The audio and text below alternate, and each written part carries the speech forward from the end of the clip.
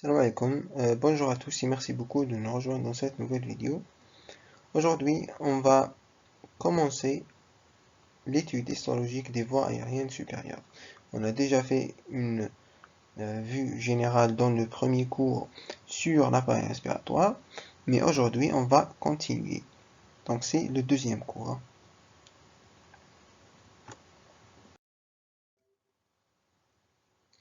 Donc, voici le plan du cours. On va faire une introduction sur l'appareil ou sur ce cours.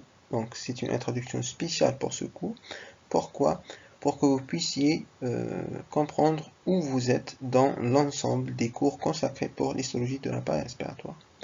Ensuite, on va faire une définition de la muqueuse respiratoire et cette partie est très importante. La deuxième partie est très importante pour que vous puissiez comprendre en général l'histologie de la muqueuse respiratoire. On va étudier l'épithélium et le chorion de la muqueuse respiratoire. Par la suite, on va faire donc une définition et un rappel anatomique sur la cavité nasale, ou ce qu'on appelle les fosses nasales. On va étudier la muqueuse nasale, son épithélium et son chorion. Ensuite, l'épithélium respiratoire du rhinopharynx et le chorion fibreux du rhinopharynx. Et on terminera par l'histophysiologie des voies aériennes supérieures. Et cette partie est très importante aussi. Donc, on commence.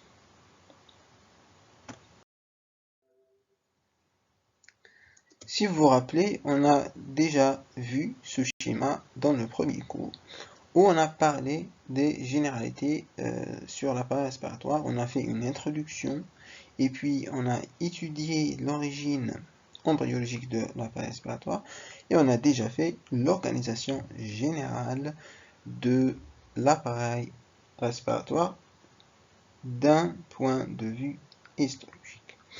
Aujourd'hui, qu'est-ce qu'on va faire? On va continuer le deuxième cours qui est la structure qui va être consacrée pour la structure histologique des voies aériennes supérieures, c'est-à-dire la cavité nasale et le rhinopharynx. Pour le troisième cours et le quatrième cours, on va les laisser pour les prochaines vidéos.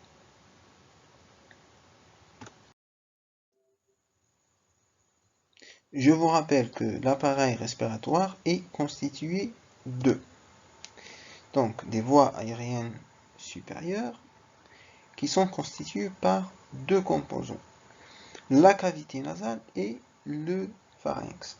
La cavité nasale, ou ce qu'on appelle les fosses nasales, donc il y en a deux, qui sont séparées par ce qu'on appelle le septum. Et le rhinopharynx, qui est donc divisé en trois parties, le naso, ce qu'on appelle le rhinopharynx, qui est en haut, et au milieu, on trouve l'oropharynx, et en bas, on trouve ce qu'on appelle l'hypopharynx, ou ce qu'on appelle aussi le laryngopharynx. L'appareil respiratoire est constitué aussi par des voies aérophores proprement dites qui sont constituées par la trachée et les bronches souches, etc. Et les poumons et la plaie. Dans ce cours, on va consacrer l'étude histologique pour les voies aériennes supérieures. Alors, la muqueuse respiratoire. Suivez avec moi, cette partie est très importante parce que par la suite, quand je vous parlerai de la muqueuse respiratoire, vous allez comprendre très bien. D'accord? Donc suivez avec moi, tout simplement. Mais avant de parler de la muqueuse respiratoire, il faut d'abord savoir c'est quoi une muqueuse. Donc une muqueuse est tout simplement une mince couche de tissu constituée d'un épithélium et de tissus conjonctifs sous-jacents qui se nomment chorion. Et les muqueuses en général tapissent les cavités du corps qui sont en continuité avec la peau. C'est simple. Hein? D'un point de vue histologique, il existe du moins jusqu'aux branches de moyen diamètre, une unité représentée par ce qu'on appelle la muqueuse respiratoire. Cette muqueuse respiratoire comprend donc un épithélium que vous voyez ici. En général, on le trouve un épithélium cylindrique pseudo-stratifié. On trouve aussi des cellules ciliées, etc., etc. Et aussi un chorion. Donc le chorion est en général ici donc en dessous de la membrane basale qui est en dessous de l'épithélium. Donc c'est ça ce qu'on appelle la muqueuse. Une muqueuse, elle comprend un épithélium et un chorion qui sont séparés par une membrane basale.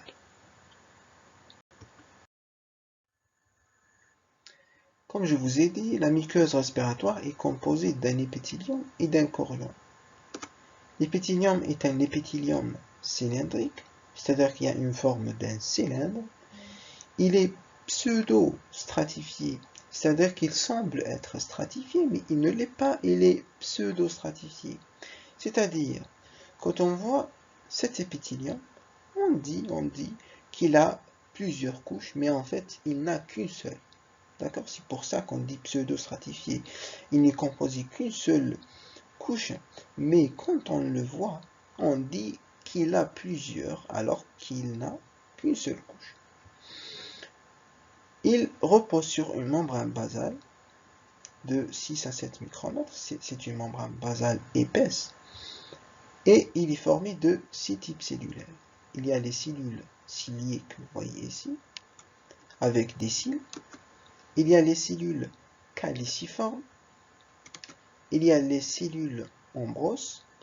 Ces cellules en brosse, on les voit qu'en microscope électronique. Il y a aussi les cellules basales que vous voyez ici.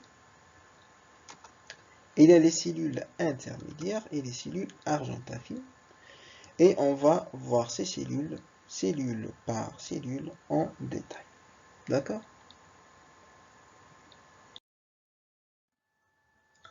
Donc on va commencer par les cellules ciliées. Les cellules ciliées de la muqueuse respiratoire sont les cellules les plus nombreuses. Elles ont une forme prismatique, c'est-à-dire qu'ils nous rappellent un prisme. Et leur noyau est situé à la partie moyenne, comme vous voyez ici, mais à une hauteur variable. Le pôle apical, recouvert par le mucus bronchique, porte de nombreux cils vibratiles, environ 200 cils par cellule, et le battement des cils, de ces cils est synchronisé entre cellules voisines par l'intermédiaire de ce qu'on appelle les jonctions communicantes. Et ce pôle apical est très riche en mitochondries qui apportent l'énergie nécessaire au battement ciliaire. Et ces cellules-là jouent un rôle primordial dans l'épuration pulmonaire. Et comment ça se fait? Tout simplement, les cils de l'épithélium à la manière d'un tapis roulant ramènent vers le haut les particules inhalées, les cellules desquamées et les sécrétions bronchiques. Et on va voir comment ça se fait par une vidéo. Donc vous voyez ici un épithélium de type respiratoire. Voici ici les cellules ciliées. Et on va voir comment ces cils-là vont assurer leur fonction d'épuration et de protection par ce qu'on appelle le battement ciliaire. Donc vous allez voir dans cette vidéo la manière dont ces cellules ou dont ces cils bougent. Donc voilà, ces cils bougent d'une manière synchronisée. Il assure l'épuration de l'appareil respiratoire.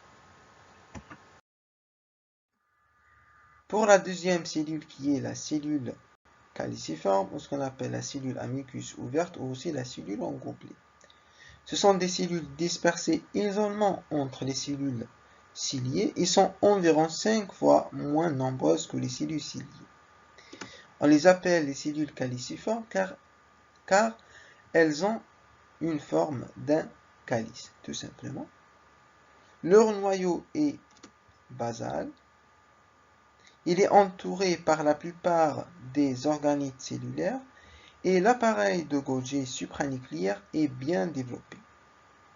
Le pôle apical d'aspect vacuolaire est entièrement occupé par de volumineuses gouttelettes de mucine, que vous voyez ici, et c'est pour ça qu'on les appelle aussi les cellules mucipares. Ces cellules-là peuvent augmenter de nombre et d'activité en réaction à l'accumulation de poussière et elles assurent un rôle très important car ces cellules mucipares forment avec les cellules ciliées ce qu'on appelle l'appareil mucociliaire qui assure l'épuration de l'air et constitue l'un des systèmes de défense de l'appareil respiratoire. Et on va voir dans une vidéo cet appareil mucociliaire. Donc voici ici les cellules caliciformes avec leur noyau qui est basal. Et ce que vous voyez en couleur blanche, c'est ce qu'on appelle les calices. Vous allez voir dans cette vidéo l'appareil mucociliaire, d'accord, et son rôle. Donc voici ici les cils, le mucus. C'est ça ce qu'on appelle l'appareil mucociliaire. Elle assure l'épuration de l'air et la défense aussi, grâce au battement, des cils. C'est ça, donc voici le battement des cils. C'est ça ce qu'on appelle l'appareil mucociliaire.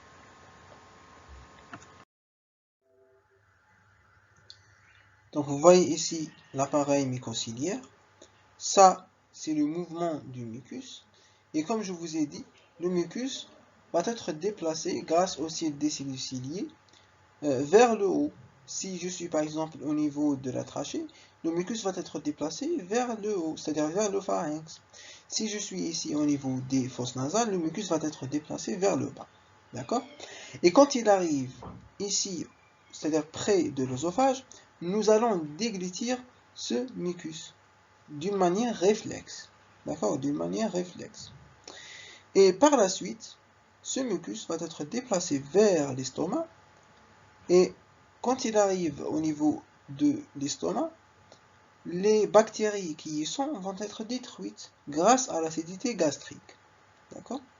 Donc vous allez voir ici juste un simple déplacement, mais en réalité ce n'est pas comme ça, d'accord? Ça c'est juste pour que vous compreniez comment se déplace le mucus. Donc voilà, hop, vers l'œsophage, et des fosses nasales vers l'œsophage. On a déjà vu les cellules ciliées, on a déjà vu aussi les cellules caliciformes, on va voir les cellules lambroses et les cellules basales. Donc les cellules lambroses, ou ce qu'on appelle en anglais Busch cells, ce sont des cellules qui ne sont identifiables, c'est-à-dire réellement identifiables, qu'en microscopie électronique.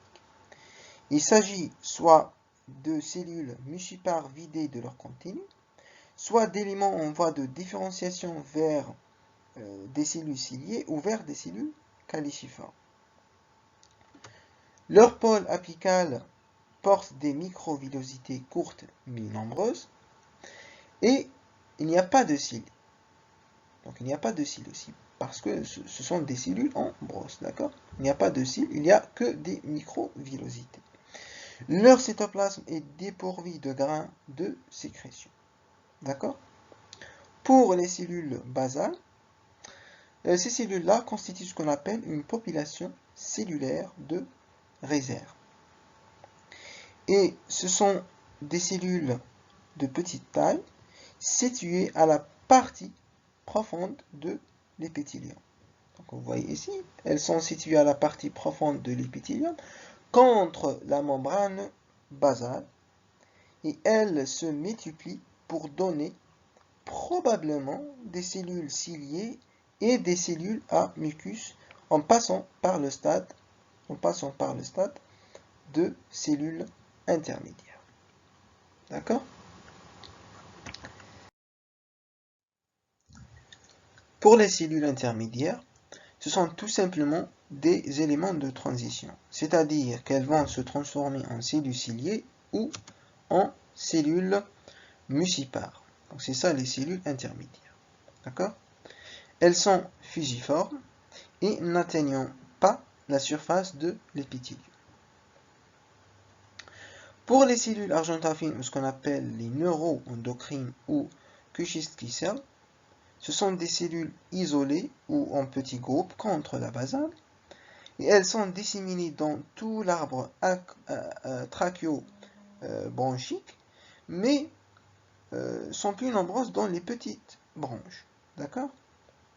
Elles renferment dans leur cytoplasme ce qu'on appelle des granules de sécrétion de type endocrine orientés vers la basale, et ces cellules-là vont libérer ce qu'on appelle la sérotonine et la bombésine, qui participent à la régulation de la vascularisation et de la sécrétion locale. Et vous voyez ici une remarque que je trouve donc importante pour vous, c'est que ces cellules, on ne les trouve pas toujours, c'est-à-dire les 6 cellules qu'on a déjà vues, toutes les cellules, ces cellules-là, on ne les trouve pas toujours ensemble tout au long des voies respiratoires. C'est-à-dire qu'on peut trouver certains types cellulaires dans un étage respiratoire et d'autres types dans un autre étage respiratoire. Mais en général, la muqueuse respiratoire est composée par l'ensemble de ces cellules. D'accord?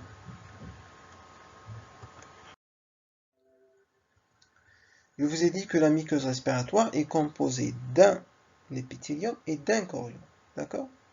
Les deux sont séparés par ce qu'on appelle une membrane basale. Donc c'est ça ce qu'on appelle un épithélium, qui est un épithélium pseudo-stratifié cilié. Vous voyez ici les cils. Ici, c'est un exemple de cellules caliciformes. Là, c'est ce qu'on appelle le chorion. C'est ça le chorion, d'accord?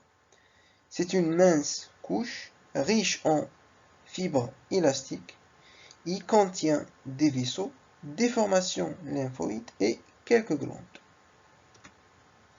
Tout ça, c'est ce qu'on appelle la muqueuse. D'accord? L'épithélium et le chorion, avec la membrane basale, c'est ce qu'on appelle la muqueuse. Ici, c'est la sous-muqueuse. Ça, c'est ce qu'on appelle les glandes tubulo-acineuses séromuqueuses. Donc ça, c'est un exemple de la muqueuse trachéale. D'accord? C'est pour ça que vous trouvez cette structure. Ça, c'est la couche fibro-cartilagineuse avec ce qu'on appelle le cartilage rhianien. Et ça, c'est l'adventice qui on ne la voit pas complète, d'accord?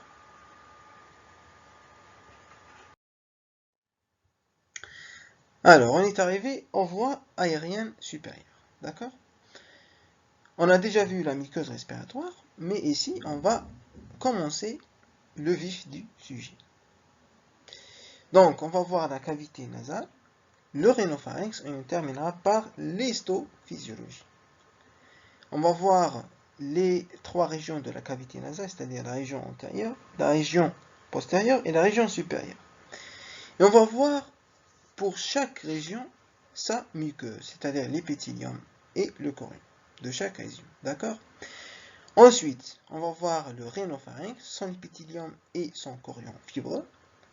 Et on va préciser quelques notions pour que vous compreniez l'histophysiologie de ces voies aériennes supérieures. Ici, on va faire juste un petit rappel sur l'origine embryologique des voies respiratoires supérieures. On a déjà vu dans le premier cours que l'origine des fosses nasales et le rhinopharynx est épiblastique. D'accord? Donc, la muqueuse nasale, vous voyez ici, donc la muqueuse nasale est un revêtement d'origine épiblastique tout simplement. Ici, je vais vous faire un petit rappel anatomique sur la cavité nasale. Donc, qu'est-ce que ça veut dire, les fosses nasales? Donc, tout simplement, ce sont 2 cavités séparées par une cloison médiane et elles sont situées au niveau de la face. Elles constituent l'orifice supérieur de l'appareil respiratoire Et chacune de ces cavités communique d'une part avec le pharynx et d'autre part avec le milieu extérieur grâce aux narines. D'accord? On les subdivise en 4 régions.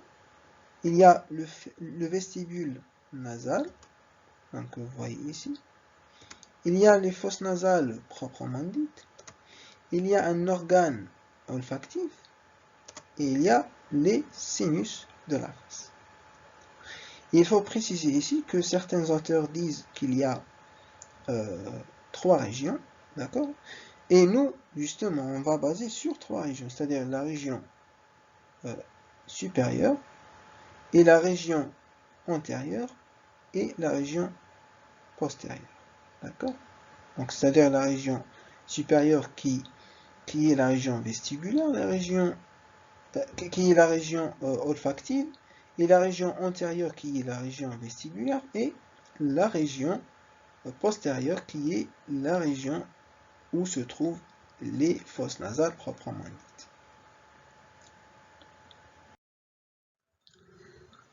Donc la muqueuse nasale présente essentiellement 3 régions.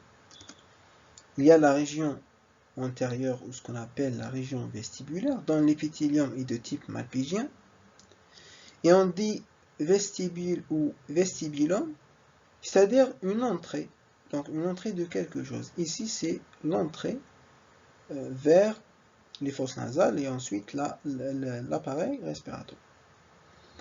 Il y a aussi la région postérieure, ou ce qu'on appelle la région respiratoire, dont l'épithélium est de type respiratoire. C'est dans cette région qu'on trouve la muqueuse nasale proprement dite. D'accord? Il y a la région supérieure, ou ce qu'on appelle la région sensorielle. Ici, on trouve la muqueuse olfactive.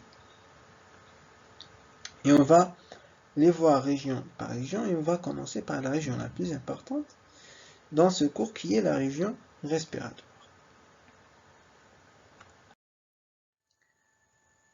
Donc on va commencer par la région postérieure, ou ce qu'on appelle la région respiratoire, ou membrane de Schneider. On a dit que les fosses nasales sont séparées par le septum osseux, ou ce qu'on appelle septum nasal, qui porte 3 projections osseuses, les coronets supérieurs, moyens et inférieurs. Et bien, ces fosses nasales sont tapissées d'une muqueuse de type respiratoire. En l'occurrence, c'est la muqueuse nasale proprement dite. Et cette muqueuse nasale comporte un épithélium et un chorion.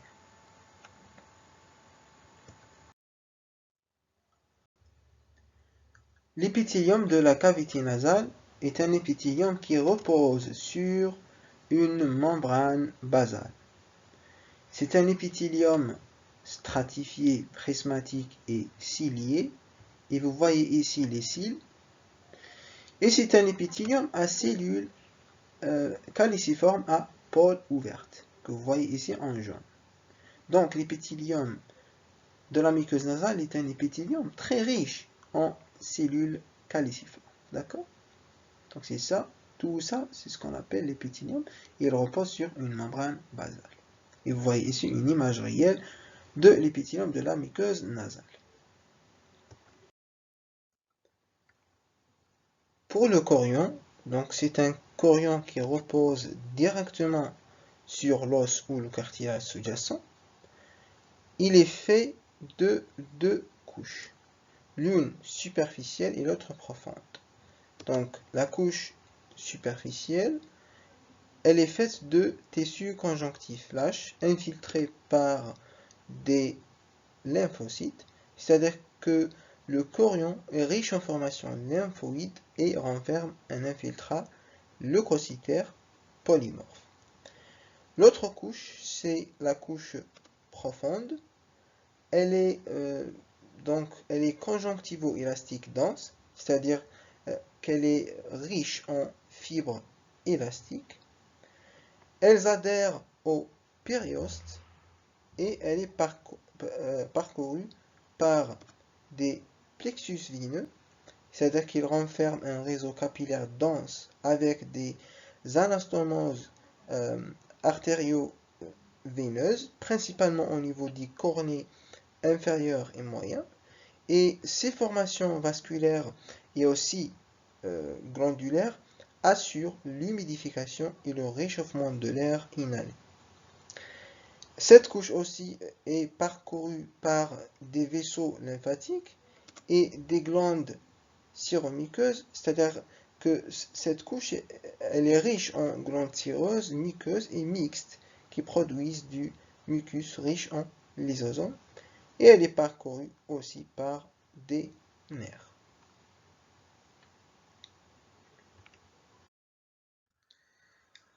Donc là, on va voir la muqueuse nasale réellement, d'accord? Réellement dans ces trois petites vidéos. Donc là, on va voir les vibrisses et le septum. Là, on va voir le cornet inférieur et là, on va voir le cornet moyen, d'accord? Donc on va commencer. Donc là, vous voyez les vibrisses, ça c'est le septum. Et là, vous voyez le plancher des fosses nasales. D'accord? Ensuite, là, vous voyez le cornet inférieur. Ça, c'est le méa du cornet inférieur. Ça, c'est la muqueuse nasale. Ça, c'est l'orifice postérieur de la cavité nasale qui s'appelle le choane. D'accord? Ensuite, là, vous voyez le cornet moyen. Vous voyez la tête du cornet moyen. D'accord?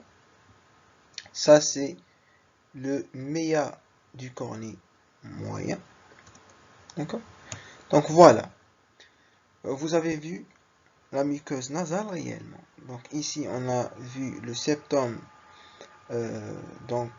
des fosses nasales. Là, on a vu le cornet inférieur et là, on a vu le cornet moyen. Et on a déjà dit que le cornet inférieur et le cornet moyen, ce sont les cornets les plus vascularisés. D'accord?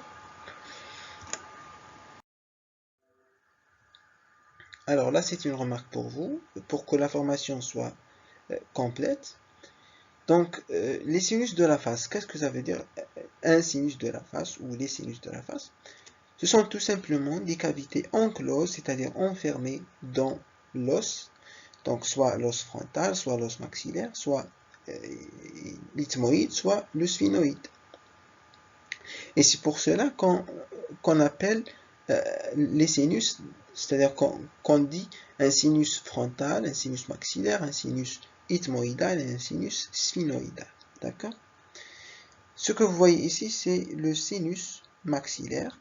Ça, c'est l'os maxillaire, c'est-à-dire que le sinus maxillaire est enfermé dans l'os maxillaire. D'accord?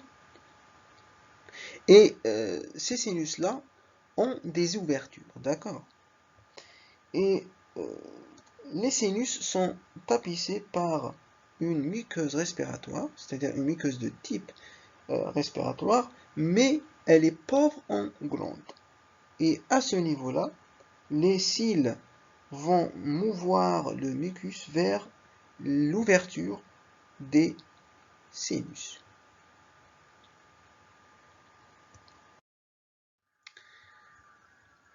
Dans cette vidéo, vous allez comprendre comment les cils arrivent à mouvoir le mucus au niveau de la muqueuse des sinus. Donc on va voir, vous voyez ici le mucus. Donc là, vous voyez les cils qui bougent le mucus, voilà, comme dans cette foule. Ça, c'est ce qu'on appelle, donc par exemple, c'est ça les cils, et ça, ce sont les mucus, ou le mucus.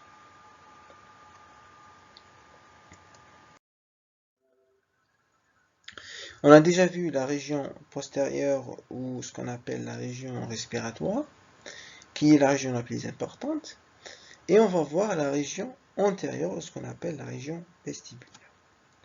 Donc cette région, c'est la région la plus antérieure où le revêtement externe du nez se réfléchit, comme vous voyez ici, il se réfléchit au niveau des orifices narinaires et s'étend sur une partie du vestibule.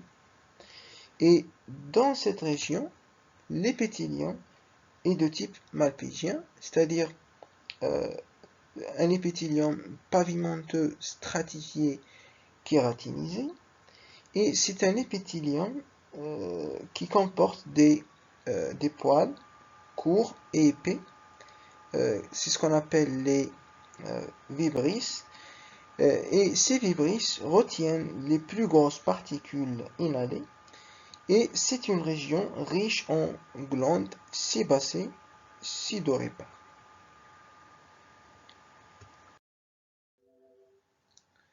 On est arrivé à la dernière région de la muqueuse nasale. C'est ce qu'on appelle la région supérieure ou la région sensorielle. Donc, à la partie supérieure des fosses nasales, la muqueuse olfactive recouvert le haut de la cloison nasale et le cul-de-sac supérieur, et aussi la partie haute de la face externe jusqu'au cornet supérieur.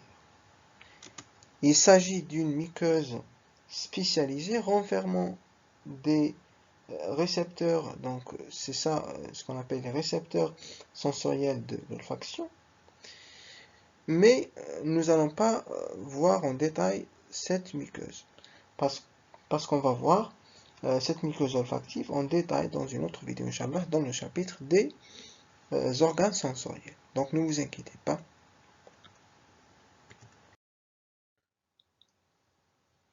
Donc on est arrivé au rhinopharynx. Donc la muqueuse rhinopharyngée, comme la muqueuse nasale, elle représente un épithélium et un chorion. L'épithélium de la muqueuse rhinopharyngée est un épithélium de type respiratoire, c'est-à-dire que c'est un épithélium pseudo-stratifié cilié à cellula mucus. D'accord? Tout simplement. On va voir le chorion. Donc voilà le chorion. Le chorion de la muqueuse rhinopharyngée, c'est un chorion fibreux qui renferme des petites glandes salivaires mixtes. Et il renferme aussi des nodules lymphoïdes dont certains forment une masse, c'est ce qu'on appelle l'amygdale pharyngienne de Luschka. Donc c'est ça ce que vous allez retenir, mais je vais vous parler un petit peu en détail pour que vous compreniez mieux les choses par la suite. D'accord? Et pour votre cursus médical.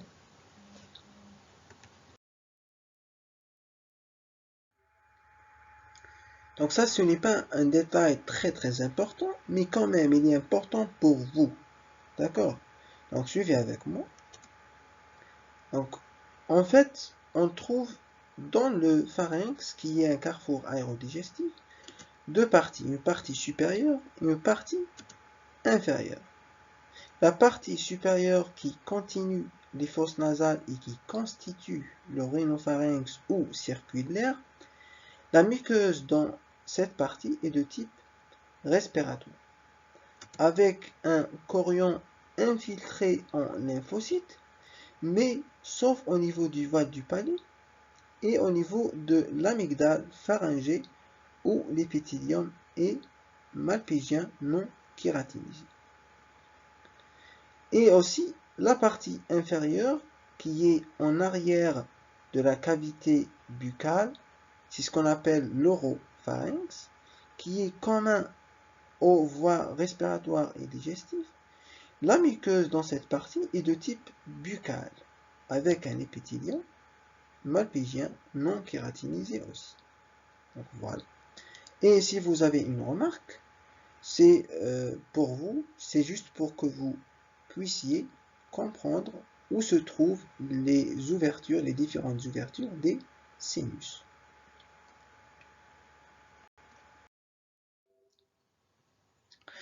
On est arrivé à la dernière partie de notre cours qui est l'histophysiologie des voies aériennes supérieures. Donc, dans le cadre de la fonction respiratoire, les voies aériennes supérieures servent de conditionneurs d'air, c'est-à-dire elles réchauffent et humidifient l'air de la respiration. Elles réchauffent grâce au capillaire abondant du chorion de la muqueuse, c'est-à-dire grâce à la vascularisation sanguine développée, et elles humidifient l'air de la respiration grâce aux cellules caliciformes et grâce aux glandes muqueuses et cireuses. Aussi, elle dépoussière, c'est-à-dire qu'elle arrête la poussière apportée par l'air entré, c'est-à-dire qu'elle dépoussière l'air de la respiration grâce à la sécrétion de glandes muqueuses, c'est-à-dire grâce aux cellules ciliées et les sécrétions muqueuses. Et en plus de ça, elle constitue par une couche lymphoïde étendue à la muqueuse nasale une barrière de protection, mais aussi une voie de propagation de certaines infections. Et en plus de ça, elle participe à d'autres fonctions très importantes, comme l'olfaction pour la muqueuse olfactive des fosses nasales et la phonation pour le larynx. Donc, je vous remercie pour votre attention. Si vous avez des questions, n'hésitez pas à les poser dans les commentaires. Et au plaisir de vous revoir à la prochaine vidéo. Salam.